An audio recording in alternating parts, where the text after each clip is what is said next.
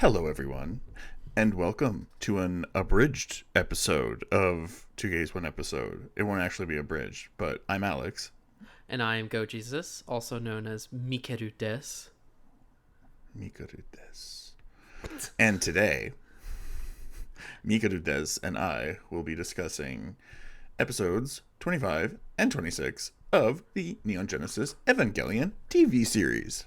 Yeah, I usually tell people to watch episode 25 and 26 after having seen End of Evangelion, because it kind of gives you some more insight into some things, kind of clarifies maybe some things you might be confused about, or confuse you more. Honestly, who's to say? But all things are possible. There's a world where I watch End of Eva and I'm not confused. There's also a world where I watch End of Eva and understand it perfectly. There's a world where I watch episode 25 and 26 and not End of Eva. But you know what this is as well? This is our last opportunity for something very, very special. Maybe you might have forgotten, but Zankoku na tenushi no you ni shounen yoshinu wa inare aoi kaze ga ima yume no doa wo tataite mo watashi dake wo tada mitsumete hohoenderu anata soto fureru mono 飲まれぬことに夢中で夢さえ私知らない痛いけな瞳だけどいつか気づくでしょうその背中には遥か未来目指すための姉があることパンパンパン残酷な手のしの手せまとべかなやなきとピカツ本当走るはつけパスして思い出のうないうならこの空をないけたなやく少年よ死ぬわになれ There you go. I did it. I convinced you finally after trying for so long. Yeah, so for any of you who don't know, it was a long running ongoing joke that I would every episode I'd ask you and you'd say no. I didn't forget about it after I said that in the first episode or anything. But, you know, I love myself some story structure, and I think that a plant has to have a payoff, and so there you go. Yes. There's your payoff. This is Pay Off the Podcast. Yeah, this final episode of Ava for now. For, you know, I don't know if we'll talk about I don't know what else we do. The N64 game. We'll just have a whole episode about the N64 game. Yeah. The manga. We could do stuff about the manga. Oh my goodness. We'll have a book club. We'll have a book club, yeah. The Ava book club. We'll probably cave and do the rebuilds at some point, and it'll just be like an hour of us going, Maybe I'll have my actual rebuild video out before then. Who knows? So... how much have you progressed on that? Let's give a little preview to the podcast audience. Well, I've actually finished the script a while ago, and it's mainly been in the rewrite draft sort of territory for a while because I tried recording for it and I wasn't really happy with it, and it's quite a long video. Like, I'm estimating that it will be like 2 hours long or something, so it's not a small task for me, especially considering that I'm trying to make money to survive, you know? Give up on surviving, just make the End of Ava video. The 3.0 plus 1.0 video definitely takes backseat to putting food on the table, but it's like a hobby, you know? Yeah. Just chipping away at it and whatnot. At least I have something, though.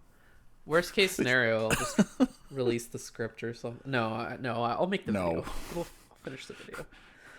Yeah. But this isn't about that. This is about read it in a podcast episode. We'll just read the script. Yeah, we'll just read the script. We'll put on some footage of, like, I don't know, GIFs from 3.0 plus 1.0 while talking about it as well. I mean, that could be a podcast episode. Us talking about Rebuild versus Ava, or whatever the title of that video was. The next videos we're gonna do are on FMA though. I think we both need a break. Oh yes. From yeah, Ava. I have nothing left to say about Ava. I've said everything I can say about Ava. So anyway, here's another. Here's talking about Ava. Okay, so this is my second favorite ending to Evangelion. Just as far as I think End of Ava is my favorite. I like the tangibility. I love the imagery, the directing, everything about it as a film is just. It's one of my favorite movies of all time. Right up there with Everything Everywhere All at Once, which is superior. Ano, you've been topped. Okay. Only a semi. I guess the structure of those movies is kind of similar, weirdly. Everything Everywhere is like a self-contained Evangelion. Like you don't need to watch a series; you can just watch the movie. If that's Shoyo could pilot an Ava. You know what? That's the message at the end of the day: is you should just watch Everything Everywhere All at Once. Fuck Ava. So here's the thing. Give me a clean version of that. Oh, screw Ava. There you go. There we go. Yeah. It doesn't. I mean, I'm not monetized anyway. It doesn't matter. But here's the thing about episode 25 and 26. They're very limited as a finale in terms of what they could do. You can see the budget, like them losing budget as the episode goes along, which is really funny. Yeah, like episode 25 has it kind of it looks a little bit higher budget than episode 26 overall, and then episode 26 uses most of its resources on the few animated segments that they have. And it's really funny that there's a scene in 26 where it starts off like fully animated, some reused animation, and then at the midpoint they're just like, well, can't animate anything else, and they're just like storyboards basically. Yeah.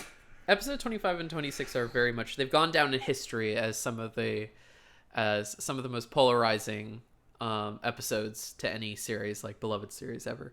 And there's a lot of reasons rumored as to why they turned out the way that they did, ranging from Ano ran out of ink. Thanks, Amanda Winley, for that one. Or there was censorship, and they wanted to do something closer to End of Ava, but they couldn't. And so they got the plug pulled. There was also, so they didn't animate it? There's also rumors that it was budget limitations from like Gynex themselves having issues with. That's the only one that makes sense to me, is that they didn't have the money to make this. Because like, why would you do this way just because, oh, it's censored? Well, see if we make the episode then. Maybe it'll just be a like. That's so There's weird. There's a lot of reasons and mythologizing around Ano, around Ava, around everything. You know, we've probably spread a few false rumors, not intentionally. And nobody's pointed it out. None of you guys in the comments have pointed out that anything I've said is false. But so all is true. The point is that Ava is mythologized to heck and back, to the point where it's really unclear what is real and what isn't. And since there's that language barrier of like Japan versus the United States, and the fact that the anime was from the 90s, and you know, people got into it in the early 2000s, and then nobody was really sure about what was authentic and what wasn't, and a lot of like sources that you could rely on have propagated false mythology and false narratives and stuff like that. So it's kind of interesting that other than like Shinji Higuchi and Ano, I don't think anyone who worked on Evangelion is really in the public eye. I don't know anything about Enokido. I don't know anything about Sasakawa as a person. I don't know anything about like a lot of the people who worked on this show. Yeah, we just don't. There's so much rumor mill, but no confirmation, and no, you know, singular. There's not a lot of singular sources that you can point to. Whenever I've made an Ava analysis, I've always tried to look for the source for something, and sometimes it would lead to a complete dead end or a website that doesn't exist anymore. It's a defunct magazine from Japan from I mean, I found like June magazine Ano interviews and things like that. So it is possible you can find stuff, but it's just kind of difficult. So episode 25 and 26, they are basically structured and formatted like all the angel trip out sequences from earlier episodes, where, you know, episode 16, for example, when Shinji is inside Liliel and tripping out, or episode 20, they reuse a lot of animation from previous episodes to make it happen. And I think that when they did those before, it was to replace what would otherwise be like a recap episode or a bottleneck episode. So it just makes sense to have, okay, let's have the angel sequence reuse a lot of animation. We don't need to reanimate any of that stuff or animate new stuff for this. Like how many different ways can you animate Ritsuko talking to Hikari from behind her? Like, and these two episodes take that philosophy and run with it to an extreme degree.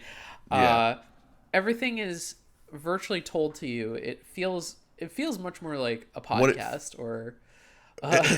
Well, what it feels like to me is when I was a teenager, we used to do these plays where my instructor, they were improv basically. She'd like write down all your feelings onto a page, essentially, and that was our play. We just put those together as like monologues, and then we had like, she's like, and then we did like an acting exercise improv scene where like you win. So like two people are having a conversation. You want to go to the movies. You want to study for a test, and then you argue, that kind of thing. We improvise a scene, and she's like, that scene was really good. That's going in our play. That's what we would do. And so that's what this feels like to me. This feels like someone wrote down all their feelings, and the teaching instructor went, you know what, that's great, we're putting that in the play. And then they're like, okay, how about a scene where we're doing someone's waking me up and I'm in bed and I have, morning wood, and she freaks out, and like, okay, yeah, we're putting that in the play. Like, that's what this feels like a little bit.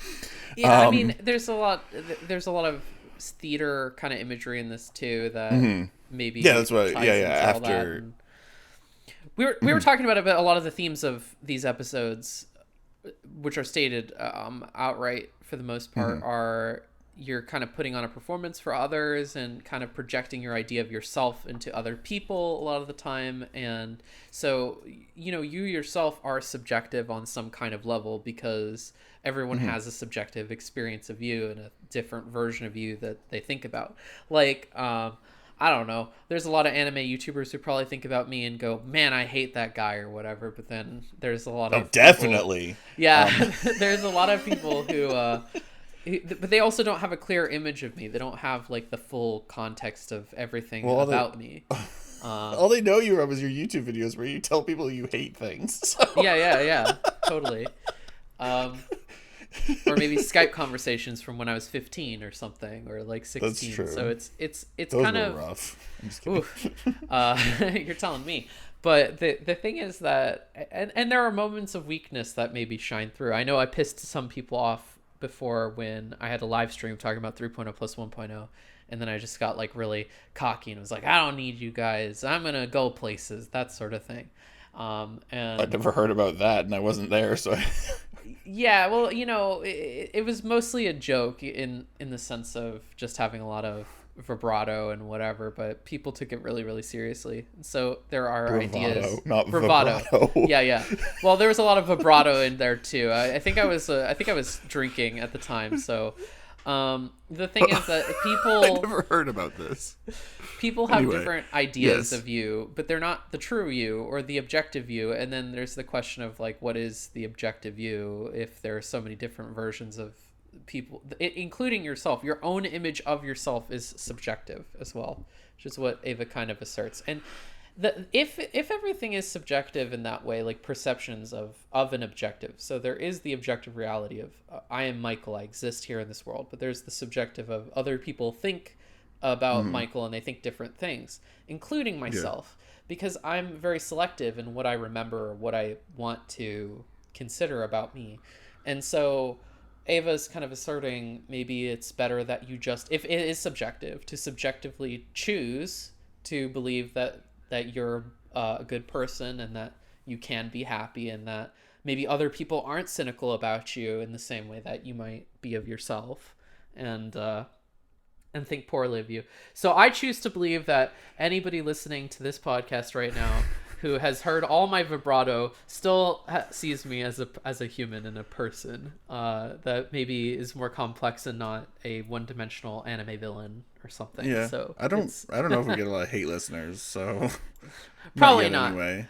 Probably not. Popular enough yet, well, that's the thing, is that when people do hate you, they usually just remove you from their life. I don't think that's true at all. I think people seek out things they don't like to complain about them all the time.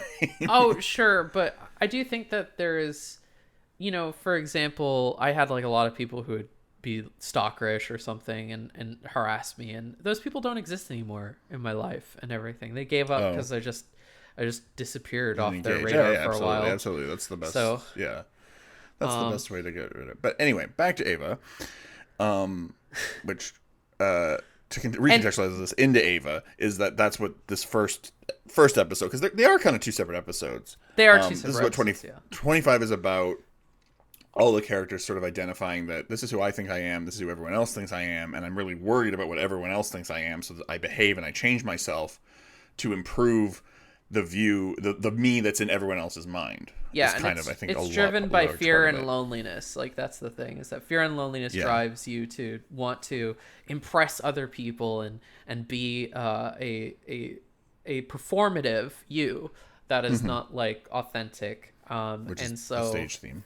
Yeah, which is the stage theme, exactly, and acting and like the theater chairs. This is Evangelion is the anime for all the theater kids, the gay theater kids. This episode is. Yeah. Yeah. And one connection we made is how in End of Ava, it's a film screen, and in this, it's the stage. So Anna was talking about not gender performativity, or even gender performativity really, but like personal performativity in the context of performing a play versus in a movie, and so a lot of that gets to tie together, and I think he did that really well. I don't always like what Anna was doing, but I really like this idea where he's linking up the performativity, and in End of Ava, when he tried to connect things to this is how Ava relates to your life, I'm going to show you stuff from the real world to show you how Evangelion connects to the real world. I'm also going to show you how what you're doing is a performance. Evangelion is a performance. And I guess that's when he really comes into it, because he's saying Evangelion is my performance. This is what I want to show to the world. Yeah. Yeah, and I think that that makes sense. It is really brilliant that he has an End of Ava. He's got live action film tying to the film sets idea to illustrate that, and then here we have like a lot of theater going on with that, and theater is a simpler medium too, and as opposed to film. So not only is it like meta, but it also kind of it's equivalent to something like a TV show. And the funny thing about TV shows as well is that they originally started as legit theater being filmed. I don't know if you know this or anything like that, but in the 50s and the 50s really, when television became accessible to everyone's homes, like a lot of the big television programs, like the TV dramas, were all theater based. It was like it was on sound stages. It was on theatrical, like a theater sort of stuff and production. That there was a baseball show I remember watching. I can't remember the name of it exactly, but they were sitting on like fake wooden benches, blocks of wood that represented things, like objects that represent stuff. So if you look at a sitcom, even a modern day sitcom, it's like doing a 3-act play every week is how they talk about it. They have their rehearsal day, they have their this day, they have their that day, and then they block out the scenes, and it's a 4-camera setup. And then the set is basically a stage, and some of the stages are more malleable than others where you can shoot from different angles, but like largely, especially the old school ones like I Love Lucy and all that, it was literally just a no front, and then you had the background, and that was it. It was basically they were just doing a play every week.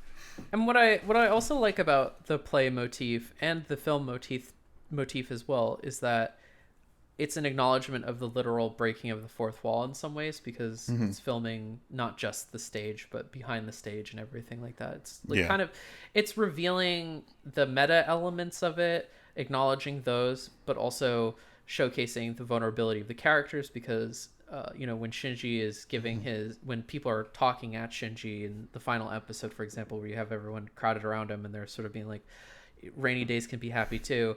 It's a very like fourth wall break, transparent moment, and that's what episode 25 and 26 are. They're very transparent. They're revealing the things behind the stage, so to speak. And there's some writing choices in episode 25 that I'm not a huge fan of when rewatching it. There was some stuff that they actually said that was not reinforced by the series itself, which I was pretty caught off guard by. I don't rewatch episode 25 and 26 a whole lot, and so this is maybe the first time in maybe like 4 years that I've seen it, and I was pretty taken aback by Misato saying, for example, that she hates being a good girl, and that's what kind of like fuels her character. It's maybe it feels there was some truth to in there, like that she wants to please her father. That's all true, but I never thought it was like, oh, she wants to behave and be a good girl like her mommy because of her like the what? Yeah, and well, she wants to be a bad girl to contradict the expectations of being a goody two shoes, which is just never demonstrated in her backstory up until this point, or her character whatsoever. And so it feels like production notes, like maybe they had that written down somewhere where that was like, she's motivated by this, but then it never actually made it or manifested in the story itself. But then they kicked it back up. It also shows like this weird like slut shamey kind of thing that's not really present in the show. Series. Yeah, not really. That she's like ashamed of. I mean, I think it's there a little bit, but it's not as blatant as it is here. No, I think it's pretty shamey here, where it's not as much in the show. It's like, yes, it's a coping mechanism in the show, but I don't necessarily feel that there's much shame in it. No. In the show, it's very sympathetic to Misato. I think even when Misato's being kind of awful.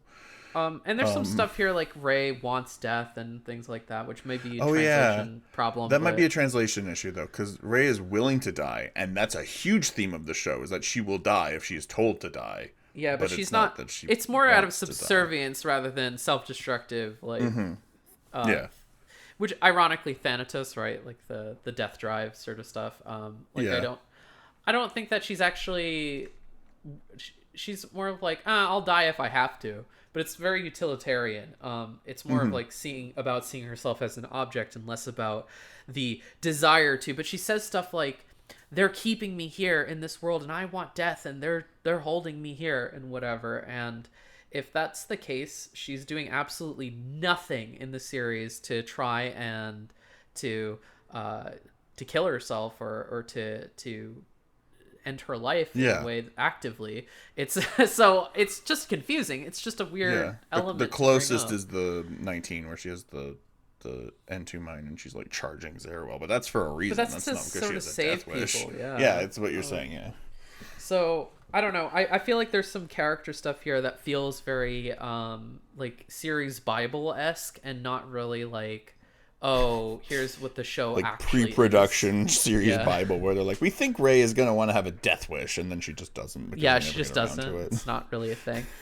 There's a few moments like that in here. I think that some of I wasn't really like a big fan of the way that they portrayed Asuka's mother in these episodes as well, where she felt very defined by like a man here, which I thought was like weird. Yeah. So she it's almost like she went crazy because her husband cheated on her, and not because she gave up her soul for the sake of her daughter. So but anyway, there are writing problems that I think exist outside of just the fact that it had to be what it is. And some of the best writing moments that I love from episode 25 is like when, for example, I pointed this out before in a different video, but I still really like it, where Asuka is sort of berating Shinji and being like, you do this, you do that, and everything like that, and he's just agreeing with her blindly, and that sort of says something about his character, that he just accepts what others say to him, just like, oh yeah, I suppose I do,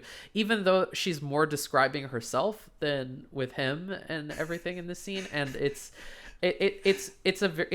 much more dramatic. It feels like something that an actual scene might be made of in the core show itself, where it's not talking at the audience, it's just showing these two characters going at it, and it shows interaction, and it tells you about their characters in that way. So it's not. I did think it was funny.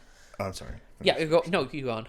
I think it was funny that she's like, you do this, you do this, you do that, and then like Ray popped up behind her and was like, don't you do that too? It's like, oh, okay, well, okay. yeah, they still do some of that tell don't show stuff, but no, that's showing. That's exactly what you're talking about. Ray right. shows up to interact too. No, I don't think that's an example of telling. Yeah. I mean, I guess it is. But yeah, that's the thing. I don't know. I don't mind it here. The thing is with episode 25 and 26 is that they are a product of their limitation. Just knowing that in of itself makes your respect for it, I think, increase like quite a bit. Yeah, it provides more context. I think transparency is good sometimes. I think sometimes you can make things too confusing or too subtle and then people miss the point, and then you're like, well, I failed. It's like, because you don't want to be too literal, but you also don't want people. Mm-hmm. That happens to me a lot, where I feel like when in my writing, sometimes people aren't getting what I'm doing, even though I am showing and not telling and everything, but they're sort of just not. They're not thinking about it consciously and putting the pieces together. And so sometimes it's good to just handhold a little bit and be like, okay, well, here's some exposition just explaining what we've been showing a little bit. Or like at least drop a hint as to what is being showed. And so there's a show way to do exposition and there's a tell way to do exposition too. Yeah, it's true.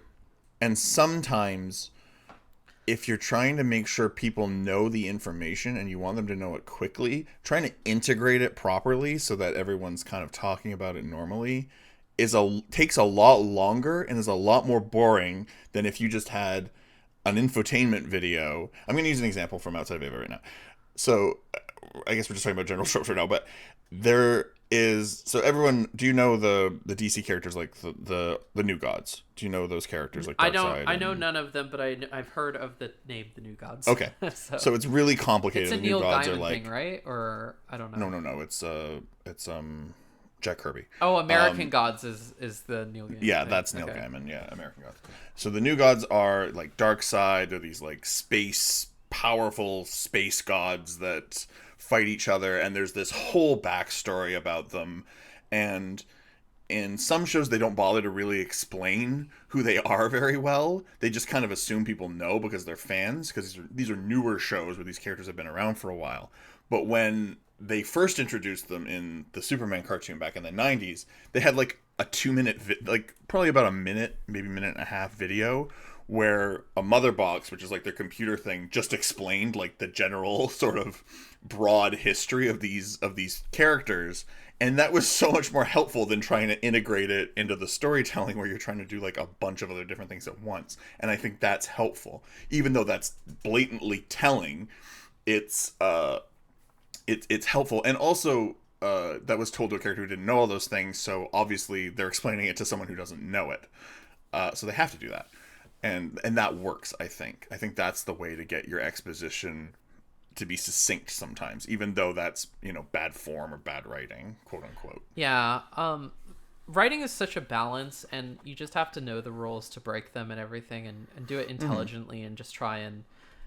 It's important. Clarity is honestly more important than confusing people a lot of the time, and so sometimes it is just better to be clear and concise about what you're trying to go for, so that people can follow, they can engage with it, and maybe take apart some of the other things that you maybe laid in that is more subtle. So yeah, it's all just a balancing act. And with just taking it back to episode 25 and 26 real quick. So I guess another kind of theme about this episode in general is choice and agency of the self, or well, I guess it's more so in 26, because Misato says at the end of episode 25, oh, you have a choice, that this is just one possible outcome or one possible ending. And Shinji says something about like, I don't have any choices. I can't make any choices in the real world. The world is chosen for me. He says that at one point. I think it's in 26. Yeah. It's just, he kind of sees the world as like too objective, like that everything is like rigid and everything like that. And the point of episode 26 is to sort of illustrate how maybe things are a little bit more subjective. I don't think it's going into total subjective postmodernism, which postmodernism is basically a school of thought that comes after modernism. And one of those schools of thought is hypersubjectivity, where everything is like everything, there's no objective reality and nothing actually exists and everything like that. But here it's really interesting because it kind of says like you need a little bit of objective reality to feel comfortable in existence and everything. 'Cause Shinji's floating in the space vacuum void, and there's a line that gets constructed, and he feels more comfortable and more at ease and less anxious if he believes in an objective reality, if there is a perception of groundedness. So I don't think it's totally into the subjective like non-existence realm, because that in of itself is escapism, where it's like, oh, if nothing's tangible, then I don't have to care about anything. And I don't think that Ava is doing that, because it's very anti-escapist. It's anti-escapist. There has to be some kind of like effect on others that you have that's maybe negative, for you to be able to sort of get to grips with yourself and realize, okay, well, maybe my behavior is toxic and I'm hurting others around us. And it is largely about our interactions between us and others. And so it's inherently not solipsistic, which is the belief that you yourself exist alone in the world.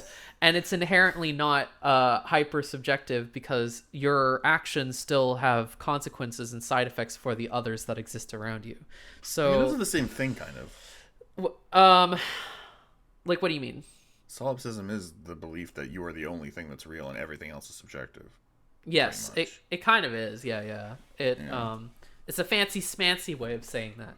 But I think Ava's refuting that in part. Because I think that's how they use Misato in a big way. Because Misato is kind of the most likable, grounded character in the show, and she hates instrumentality. Oh, also, I was going to say, they frame this as instrumentality. Instrumentality is, we'll get rid of all that. Everything, or I guess actually instrumentality is the opposite of that. It's like, we'll remove all subjectivity. Everything will be objective because everyone will be one, and you'll know everything at all times. There will no longer be the idea of you yourself in yourself, and the idea that, person B has of you. Now there will only be one you in the whole, and everyone will be one because you'll know everyone and you'll know yourself. It's kind of nuts, actually, if you think about it.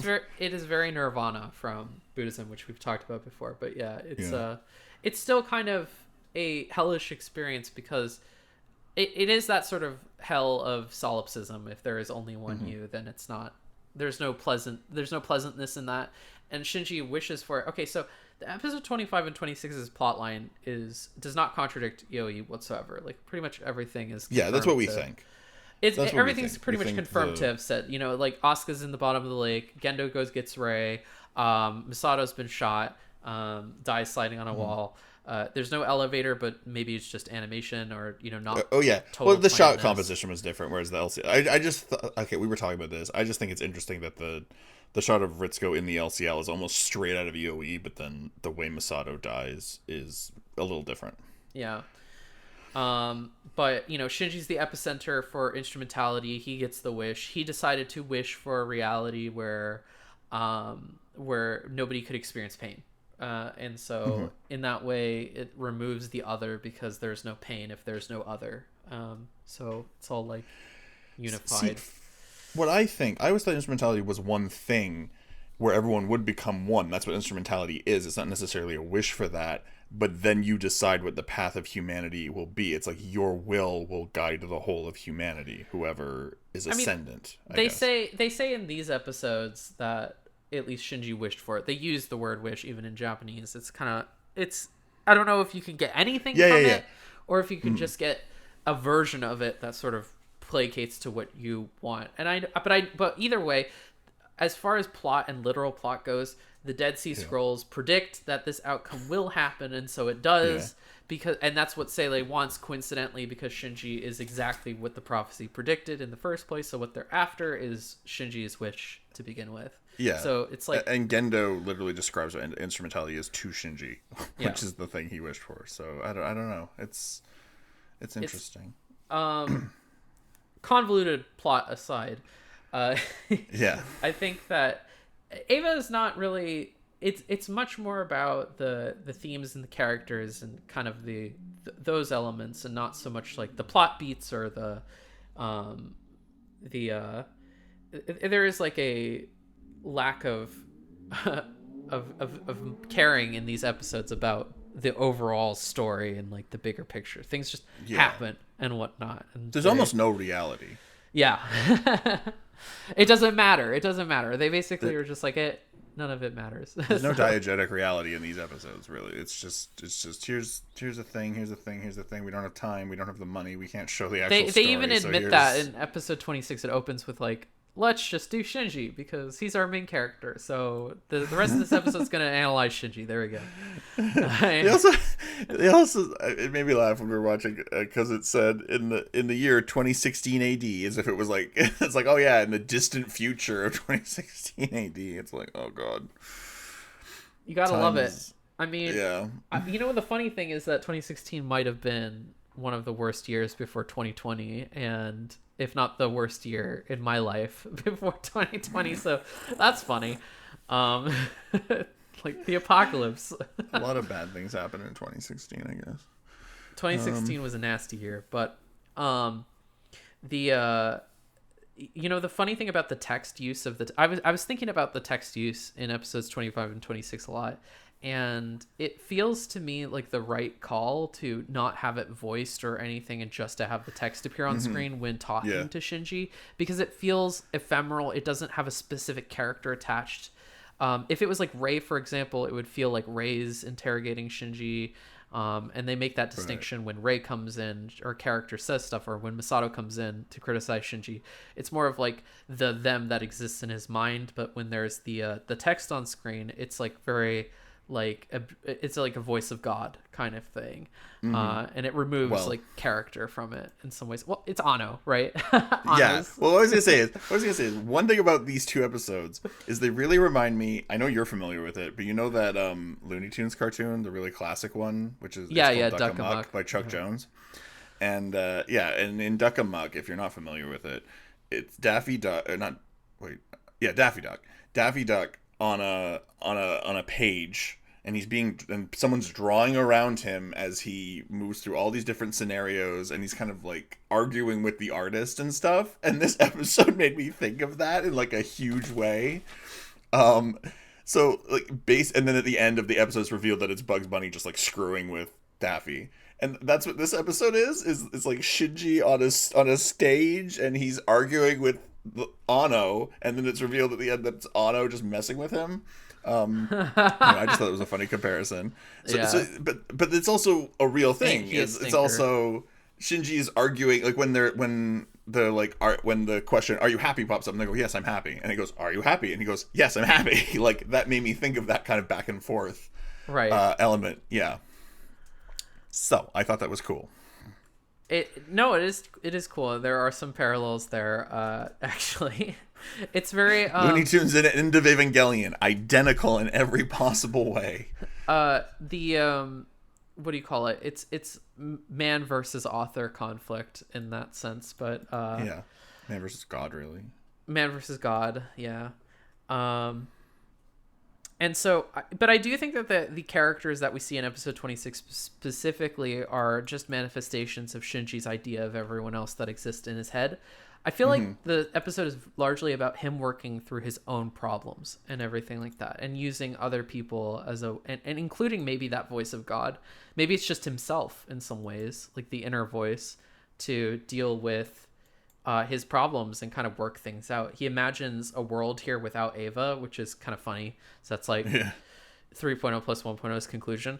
But he finds that, I can be happy in a world where I'm not an Ava pilot. So what's stopping me from being happy in a world where I am an Ava pilot and everything like that? And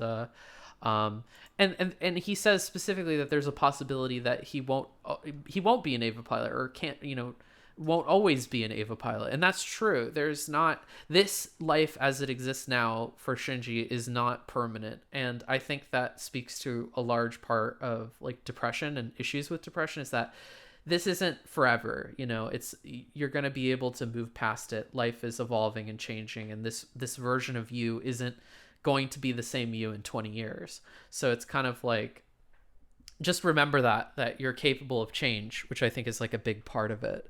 Like I am myself, and that declaration of that is It's kind of funny because do you know what the title of the final episode is actually called? It's really interesting. The title? Yeah, the title of the episode. I don't remember. It's The Beast That Shouted I at the Heart of the World.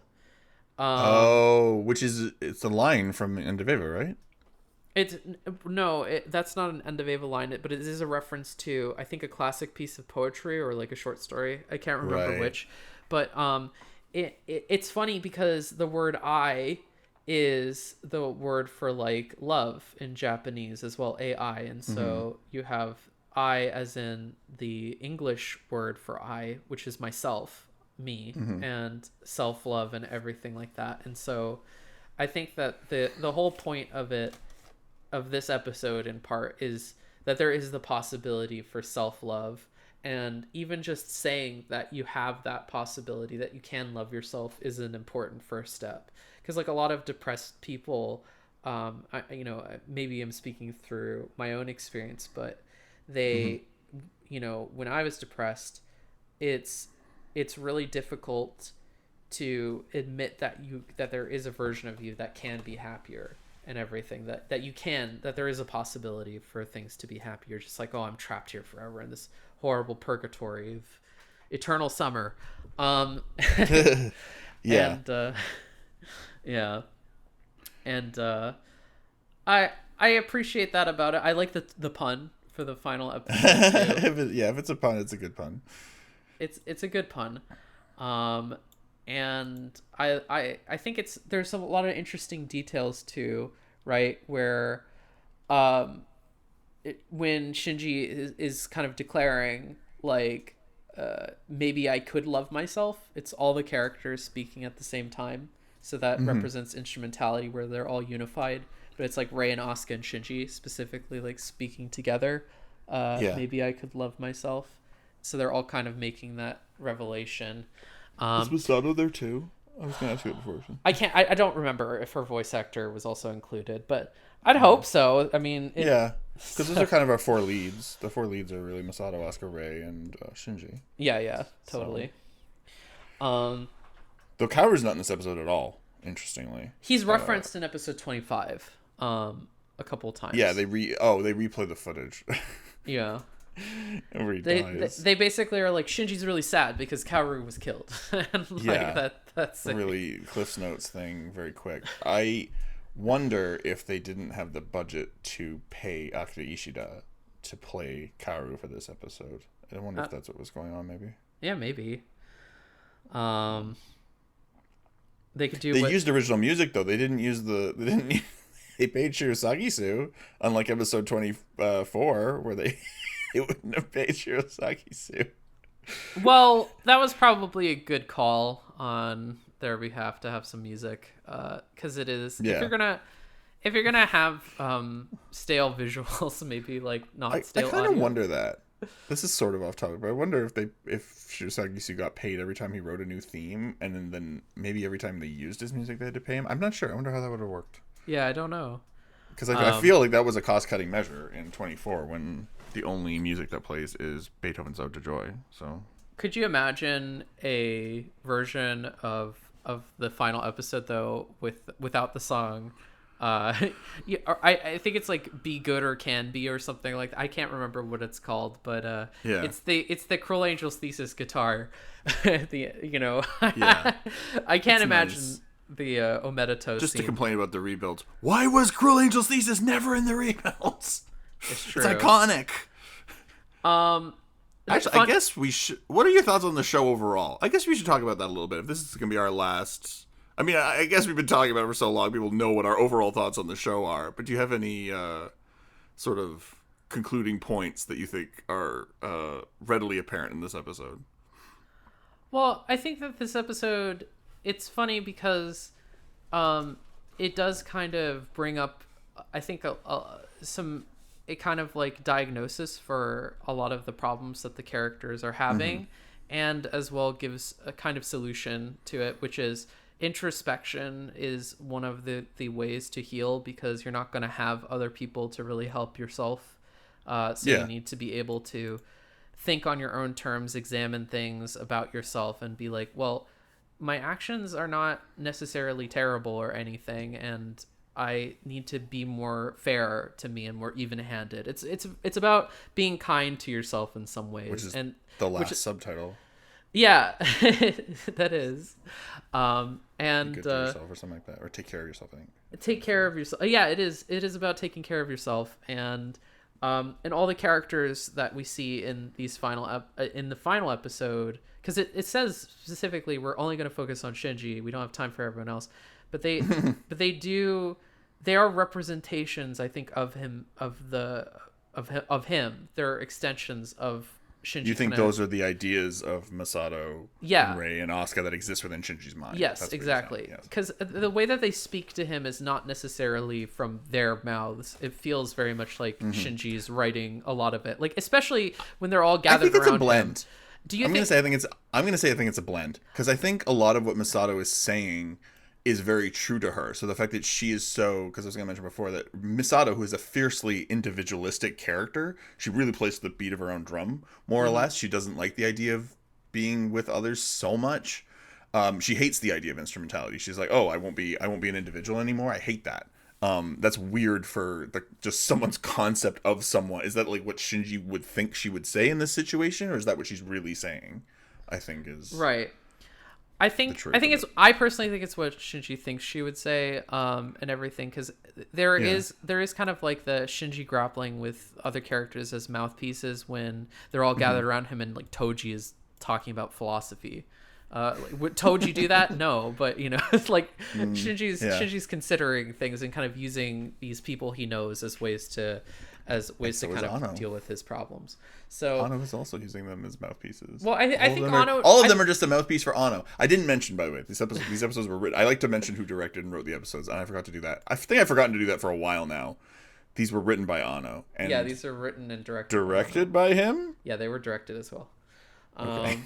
And which is funny because I can see that where it is there. A lot of the stuff that I really like about the way that Misato's... It's Tsuramaki. Sorry, I looked it up. It's Tsuramaki who directed 25. Oh, 25? But what about 26? It's Anno, right? I haven't checked 26 yet. It's probably Anno. It's probably Anno. No, it was Tsuramaki. Okay, well... and Mazayuki. Well, There we go. Michael was wrong. Michael was wrong about something. He was wrong about everything because he was wrong about this one thing. Yeah, it's okay. I just haven't checked it in a while. And someone called Masayuki. But Anno definitely wrote the last two. He definitely wrote it. Okay. Well, he wrote every episode, but yeah, he wrote. But specifically. Solo. These were solo episodes. Yes, you can tell because they make no sense. Yeah, but they also, as we were talking about with Misato earlier, I don't think Misato is necessarily like the way that she's written in episode 25 isn't totally true to her character. It's not something that I would like. It's not something that I feel like Sasakawa would have wrote. No. It's not like Enokido, or because like really the main writers on the show are Enokido, Anno, and Sasakawa. Yeah. And they all have very distinct different styles. Sasakawa is more like, let's talk about this because the last episode, Sasakawa is more like emotional, and he writes more very pathos fueled. Very pathos. People are reflecting in a very specific kind of way, and they're thinking about there's almost like a melodramatic element to it, not in a bad way, like I mean in the way of like his style of writing is very much about domestic and almost like from the point of view of the housewife, whereas I think like Anno is women very in much particular. Yes, Anno is very much from the point of view of like the man confused by the housewife, the husband confused by his housewife. That's sort of how I view Anno, where Anno's writing style is very it feels a lot colder to me. That's not necessarily always a bad thing. It's a little bit more, it's very like Shinji centric as well, in a way that that Sasakawa isn't necessarily. Like it's Yamaguchi. Sorry, go on. Sorry. It's not Enokido. And Yamaguchi's style is like, Yamaguchi wrote, just to be clear about which episodes he wrote 16. He was a co-writer on 16, 22, and 23. So he really just came in at the end, actually. He wrote the Leliel episode. He co-wrote the Leliel episode with Anno, which I'm surprised. I thought Anno wrote that one on his own, but then he also wrote the big kind of conclusion episodes for Asuka and Rei as well. Yes. And I think there's a lot of Anno in those three. I think I'm assuming Yamaguchi. Okay, I need to stop researching while we're recording, but like he wrote a novel apparently that's about Kaji. Interesting. Let's do an episode about that because I'm actually really curious about this now. I was gonna say though that Yamaguchi's style to me, it at least always felt more of like idea centric and like philosophical. Like when I think more intense. When I think about episode 16, I think about like the Jungian kind of like psychology that's in there. When I think about like episode 22, it's very much about like abuse and these big kind of heavy concepts. He likes to go into that. And Anno is not so much about that, where I feel like Anno's writing style is very much like, it's still character driven, kind of like the way that Sasakawa does it, but less like sympathetic to domestic or like maybe melodramatic situations. I figured how I want to. It's interesting. It's kind of like he's like a blend of the two. I would say. Yeah, almost. Anno, I think, writes a lot about like his personal. He puts a lot of himself into what he's writing. Whereas I think Sasakawa, what I was gonna say is he writes in like peaks and valleys a lot, and he writes in like long valleys. Like he doesn't just go like, okay, here's a low scene, here's a high scene, here's a low scene, here's a high scene. As we talked about in his episodes, he'll go, I'm gonna build up to a huge explosion that's going to happen in like 17 minutes. You're going to watch 17 minutes of characters having character conversations on a train, and then at like 17-minute mark, an explosion is going to happen, and the whole tone is going to change. That's what he does really well, and I think that's what he comes with. Yamaguchi. Anno puts himself in his character in the characters, and I feel like Sasakawa puts his characters into himself, if that makes sense. Where I think that there's more of like a how are the characters feeling from Sasakawa's point of view, and I was thinking, how does the characters relate to me? That's sort of how I feel bit, yeah. I think Sasakawa has a more interesting take on most of them, to be honest. But and Yamaguchi, I think, is more like constant intensity. Like 22 is such an intense episode. Like there's the mind rape scene where it's just constant, nonstop. Like, I'm gonna make you as uncomfortable as possible. Sasakawa is more like, I'm gonna lay back. I'm gonna let you watch what's happening. You can sit back and relax. Everything's gonna be very calm.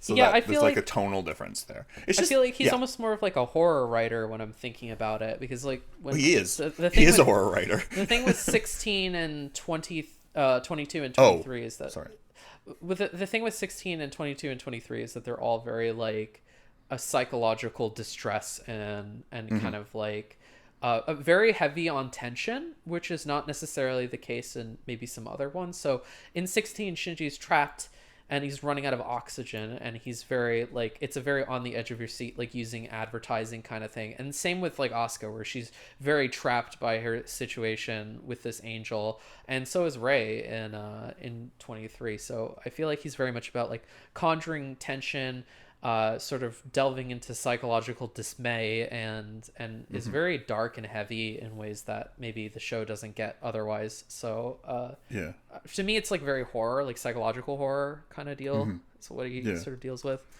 I thought you were talking about Sasakawa, because Sasakawa is a horror writer. He does write a lot of horror short stories. And I'm sure, but the thing is that with Sasakawa in the show, at least, is that when I think about him, I always think about like that kind of almost like Ozu-esque-ness, where Ozu's like Yasujiro Ozu is a very like domestic drama kind of director that's very famous in Japan.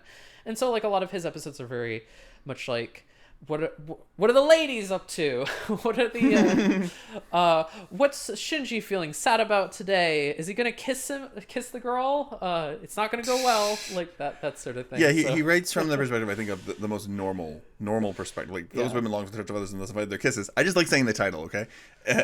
Is really a lot of mundane, normal stuff, like Masato worried about going to the wedding, like, oh, I gotta get a dress, oh, I gotta buy the present, I gotta like, it's a lot of that. You don't see that in a lot of the other episodes. Even something like really episode 19, which, episode 19 and 24 as well are similar to me, where episode 19 is like high stakes, but it's still very grounded in that character drama. It's very much about like character driven, very like, you know, I'm the pilot of Ava Unit 1 and like I'm gonna run and save the day, like that sort of thing. He's swinging for the drama elements, like the character, the character stuff. And then episode 24 is very like intimate and like very like, you know, it still has that same domestic drama feel to me. So that's a romance story, really. It is.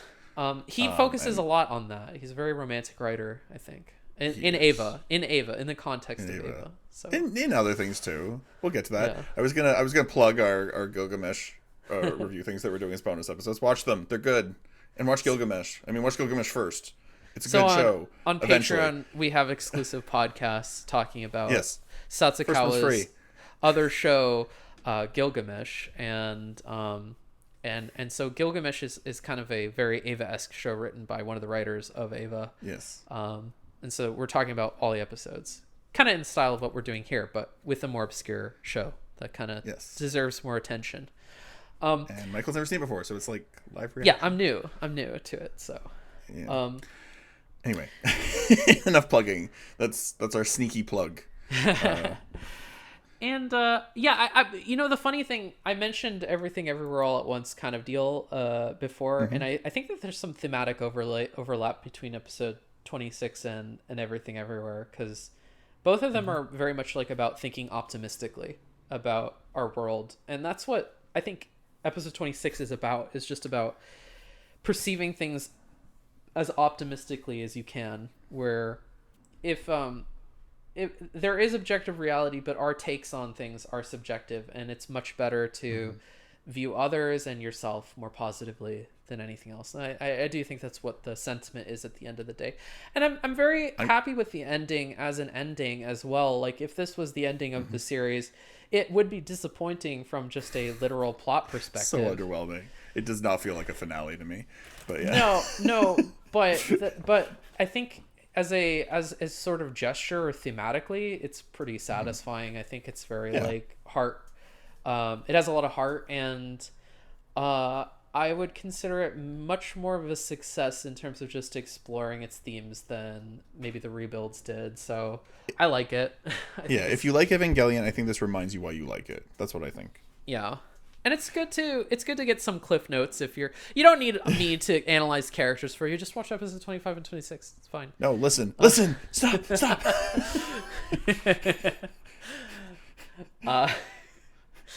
It's a nice little. It does kind of, watching it does help you understand the bulk of the show, and if you go back, then you can see that.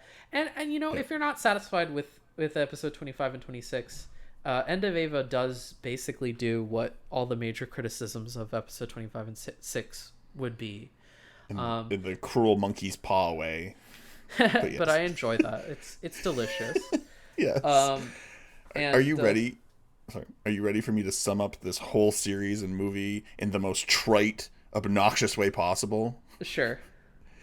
So Evangelion, people think nothing matters, and that's bad. But Evangelion tells you nothing matters, and that's good.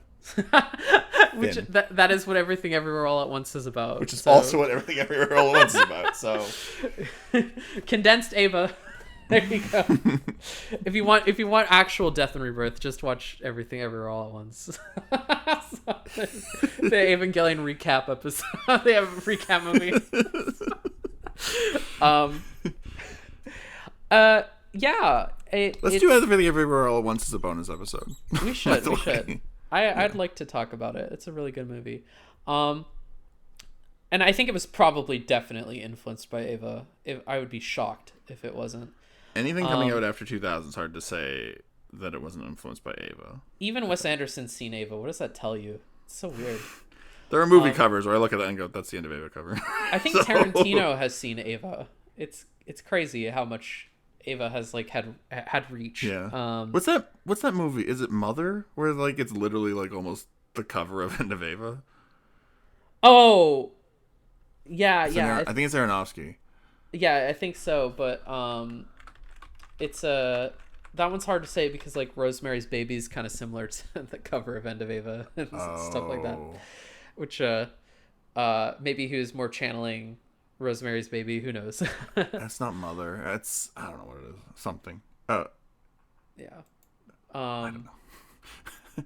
Also, Anno is a film buff, so maybe Rosemary's Baby was in the Ava's cover. Regardless of your thoughts about End of TV, we do have EOE, but also End of TV was extremely influential.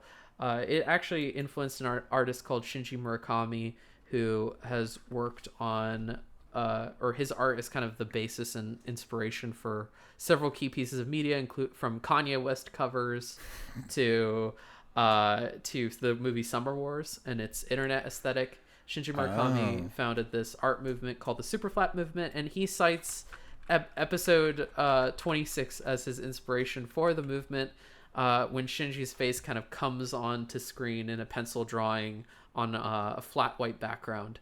And the art movement is very much about emphasizing the flatness of art in general. A Superflat movement is like everything to do with that.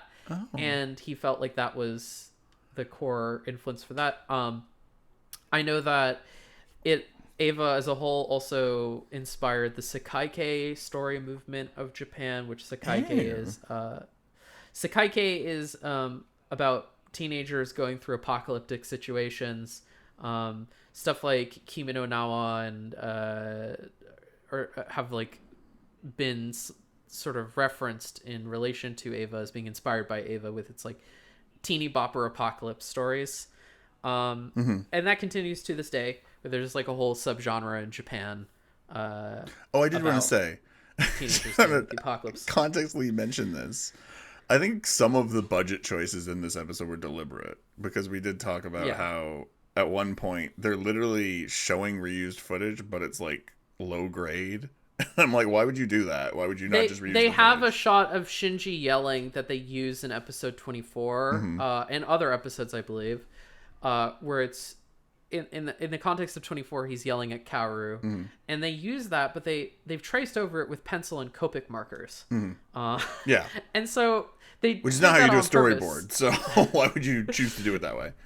So it's all it's the duck amuck thing, really, is what it is. It's the duck amuck thing. They're trying to break the characters down to their deconstruct core, animation deconstruct the itself. animation while they're deconstructing the characters.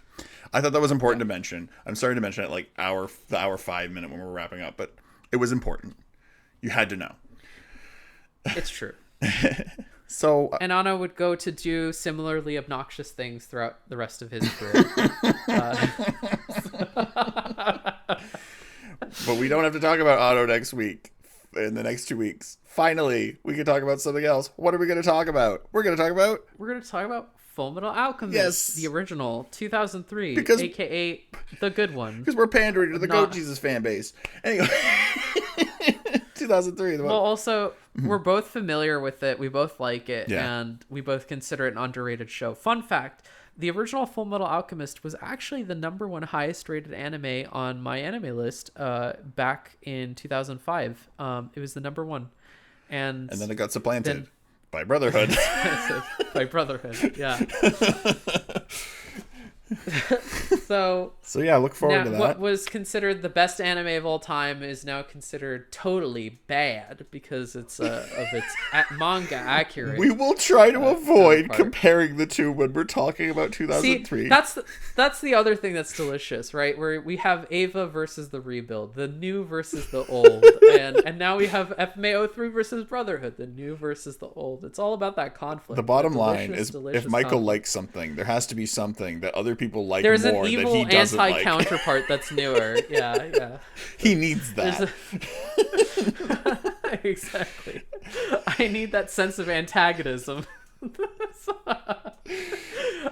There's the Brotherhood that exists within your mind, Michael, but there's also the Brotherhood that exists within my mind. You know, the thing about Brotherhood is that... We're not going to talk about Brotherhood now at the end of this episode of the podcast.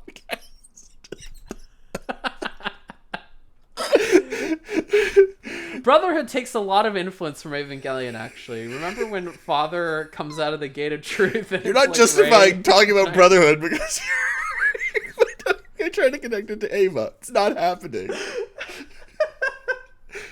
You know, Edward Elric is really just Shinji Ikari when you think I'm just kidding. I think that's definitely not true. It's definitely not true. Maybe Al. Al is kind of like Shinji, but there are similar. I'm trying to wrap this up. There are similar religious themes in Eva that are in FMA as well. The idea of like being small and there being this grand, otherworldly creature or influence that's putting you down in your life. Anyway, I want to thank you all for listening to, I think this is episode 17? I don't remember. I lost count. I stopped saving them as episode counts, so I lost count of which episode was which until I upload them.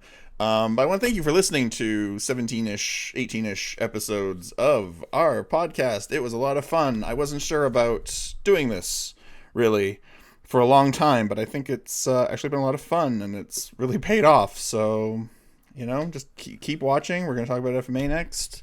I'm very excited. I hope you're very excited. Yeah. Yeah, thank you so much for taking the time to watch our rinky-dinky little podcast and maybe learning a few things along the way. Maybe we learned a few things along the way. I definitely learned a lot of things along the way. Yeah. And yeah. Thank you so much for watching. You have a great one. Bye! It's the end of an era. Goodbye.